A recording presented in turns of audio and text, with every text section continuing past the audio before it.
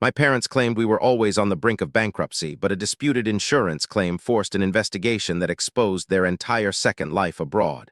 For as long as I can remember, my parents told me we were one disaster away from losing everything. Every conversation about money ended the same way. We have to be careful. We're barely getting by. If one thing goes wrong, we're finished. I believed them. I had no reason not to. I grew up wearing second-hand clothes. We never took vacations. My parents drove old cars. Our house constantly needed repairs that somehow never got fixed. When friends invited me places, my parents usually said no because we couldn't afford it. By the time I was 27, I had spent my entire life believing my family was financially hanging by a thread. Then my father got into a minor car accident, and somehow that accident destroyed every lie they had built. The crash wasn't serious. Nobody was hurt. The other driver was mostly at fault. The insurance claim should have been straightforward. Instead, the insurance company flagged something unusual. At the time, I knew none of this. I only learned about it because my father suddenly became obsessed. Every conversation revolved around the claim. He was angry all the time, pacing, making phone calls behind closed doors, arguing with my mother late into the night. One evening, I arrived unexpectedly for dinner. I heard them shouting before I entered the house. My father sounded terrified, not angry, terrified. They can't ask for that. They don't need those records. My mother lowered her voice. I couldn't hear her response. Then my father said something that made no sense. If they find the foreign accounts, we're screwed. The room went silent. I stood outside frozen. Foreign accounts? What foreign accounts? When I entered, both of them immediately stopped talking. My father forced a smile. My mother looked pale. Neither acknowledged what I had heard. I convinced myself there had to be an explanation. Maybe investments, maybe retirement accounts, maybe something completely innocent, but the conversation stayed in my head. A few weeks later, the insurance company officially disputed part of the claim. That was when things became even stranger. My father hired an attorney, not unusual. But then he hired a second attorney, then a third specialist. For a minor accident, the legal fees alone seemed absurd. I asked him why he was spending so much money. His answer came instantly. "You don't understand how serious this is." I didn't. Nothing about it felt serious. Then I noticed something else. My parents suddenly started moving documents around. Boxes disappeared from closets. Filing cabinets were emptied. My mother spent entire weekends shredding paperwork. When I asked what was happening, she said they were just organizing old records. I accepted that explanation until I found a document by accident. I was helping clear out the garage. A folder slipped from a box. Several papers spilled onto the floor. Most were ordinary tax records. One wasn't. It was a property tax statement, not from our state, not even from our country. The property was located in Portugal. I stared at it. Certain I was misunderstanding something, maybe a timeshare, maybe a mistake. Then I saw the owner's name, my father's. I quickly put everything back before he noticed. That night I barely slept. My parents had spent decades convincing me we were nearly broke. Why did my father own property in another country? The next morning I searched the address online. The results shocked me. It wasn't a small apartment. It wasn't a vacation condo. It was a luxury villa overlooking the ocean. I stared at the photos for nearly an hour. Infinity pool, private courtyard, 5 bedrooms, professional landscaping. The estimated value exceeded $2 million. My hands started shaking. There had to be an explanation. Maybe he inherited it. Maybe he co-owned it. Maybe it wasn't really his. But every possibility raised more questions. Why had they hidden it? Why were we living like we were poor? And what did it have to do with an insurance claim? I confronted my mother first. I thought she would tell me the truth. Instead, she looked genuinely frightened, not guilty, frightened. Don't ask questions about things you don't understand.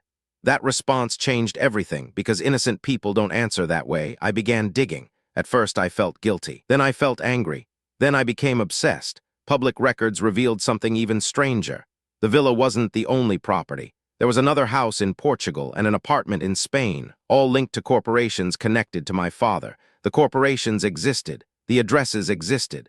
The ownership trail existed. But every path eventually vanished behind layers of shell companies. I couldn't understand how a man who constantly complained about utility bills somehow controlled international real estate.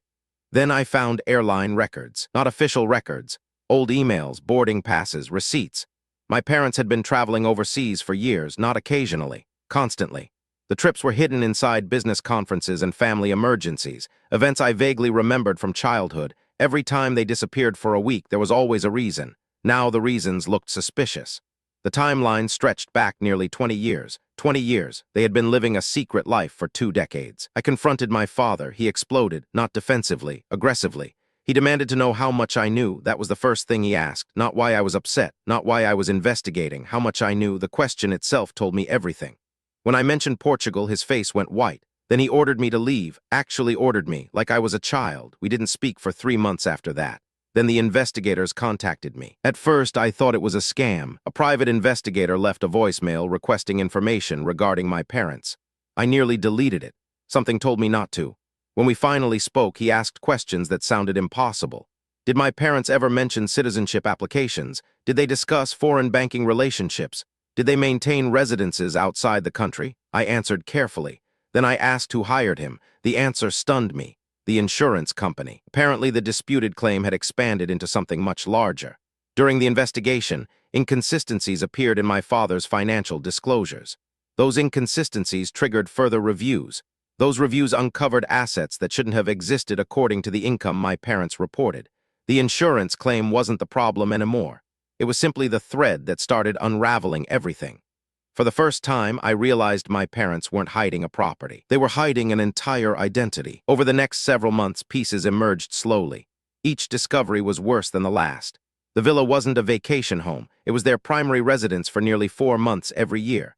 The Spanish apartment wasn't an investment. It was actively maintained and occupied. They had local bank accounts, foreign tax advisors, property managers, private memberships, entire social circles overseas. People there knew them as wealthy retirees. Meanwhile, people here knew them as struggling middle-class homeowners.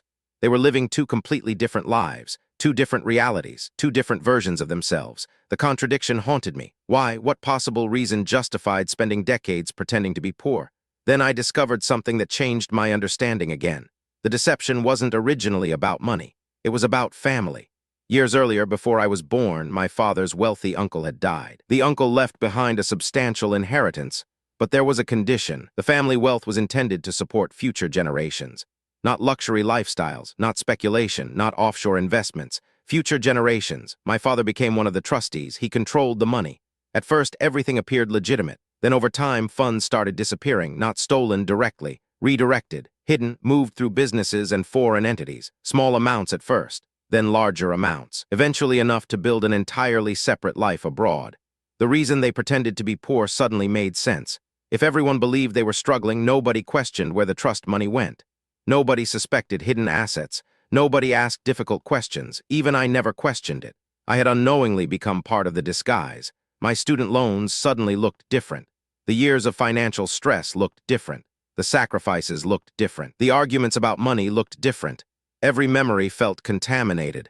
Then came the most painful discovery of all. The trust wasn't exhausted.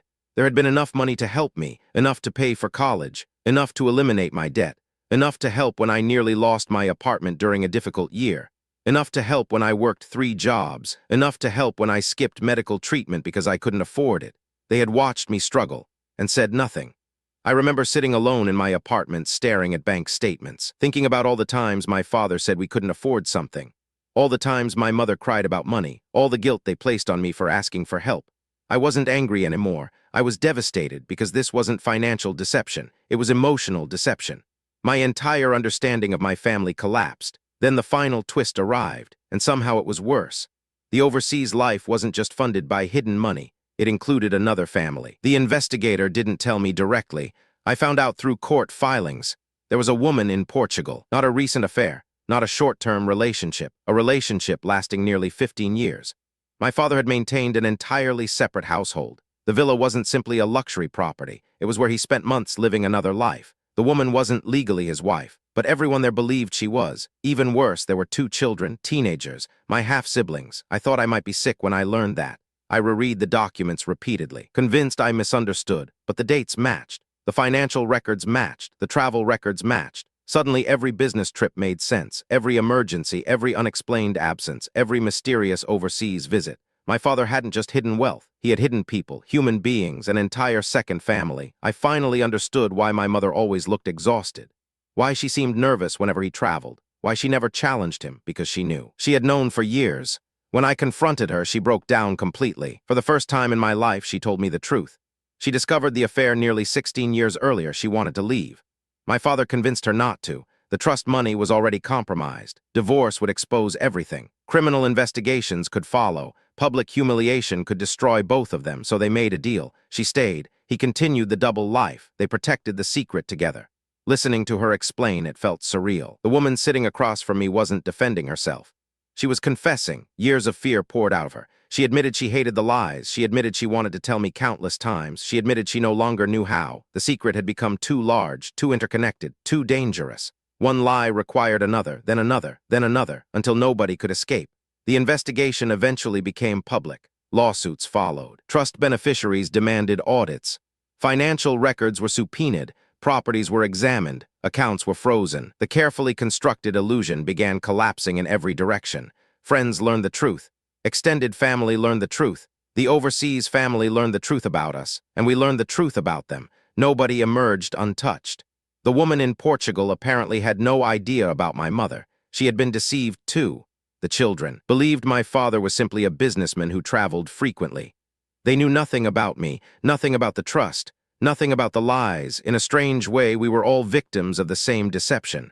The fallout lasted years. My father fought everything, the investigations, the lawsuits, the audits, reality itself. Even when confronted with documents, he insisted everyone misunderstood. Everyone else was wrong, everyone else betrayed him. But eventually evidence became impossible to deny. The properties, the accounts, the transfers, the relationships, the timelines, every piece fit together. Every clue pointed to the same truth. He had spent decades constructing a second life because he believed he deserved one. That was the motive, not necessity, not desperation, entitlement. He wanted the respect of being a responsible family man here and the freedom of another life there. He wanted both. He convinced himself he could maintain both forever. The insurance claim merely happened to be the first crack in the wall. Today I barely speak to him. Sometimes months pass without contact. My relationship with my mother survived, though not without scars. We're still rebuilding trust. Some wounds heal slowly, others never fully heal. I eventually met my half-siblings. That experience was stranger than words can describe. Looking into faces that resembled mine felt like staring into an alternate reality. None of us chose any of this, yet all of us inherited the consequences. The villa was eventually sold. Several assets were liquidated. Legal settlements consumed much of what remained. Grand secret life that cost so many people so much eventually vanished. Sometimes people ask what hurt the most. The money, the affair, the lies, the hidden family, but they are wrong. The worst part wasn't discovering my parents were wealthy. It wasn't learning my father had another family. It wasn't even realizing they had deceived me for most of my life. The worst part was understanding how easily a lie can become someone's entire identity. For 27 years, my parents convinced me we were standing on the edge of bankruptcy. They repeated it so often that it became reality inside my head. I built my life around that belief. I made decisions because of that belief. I suffered because of that belief. And all along, while I worried about surviving, my parents were spending months each year living in a villa overlooking the ocean, pretending to be completely different people. The insurance company never intended to expose a hidden family. They never intended to uncover decades of deception. They were investigating a car accident. That's all. One routine claim, one request for records, one discrepancy nobody expected. And from that tiny crack, an entire secret world spilled into the light. Sometimes I think about how close they came to getting away with it forever. If that accident had never happened, I might still believe every word they told me. I might still think we spent our lives on the brink of bankruptcy. I might never have known about the villa, the trust, the accounts, the second family, the second life, and that's the part that still keeps me awake sometimes. Not that my parents lied, but that the truth existed right beside me for decades, close enough to touch. And I never saw it until everything collapsed.